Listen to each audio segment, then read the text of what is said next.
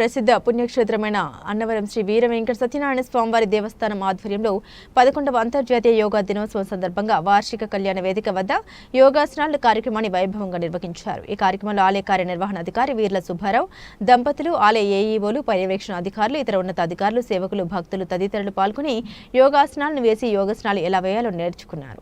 వెంటనే తగ్గిపోతుంది.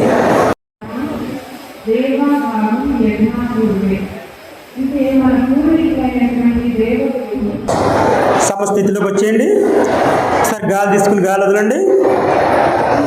సేమ్ అలాగే. నెక్స్ట్ రివర్స్ వజ్రాసనం పొజిషన్. అది మడాల మధ్యలో సీట్ సిట్టింగ్ అవ్వాలి. మోకాలకి ఒక 6 అంగుళాల గ్యాప్ ఉంచాలి. వజ్రాసనం చక్కనైన వజ్రాసనం ఎలాంటిదంటే భోజనం చేసిన తర్వాత కూడా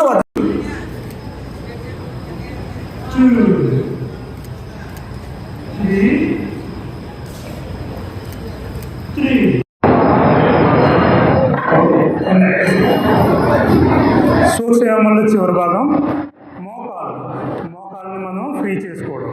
ఓకేనండి, అందరూ కూడా నేను సైడ్ 3, 4, 5, 6, 9, 10, 11, 12, 13, 14, 15, 16, 17, 18, 19, 20.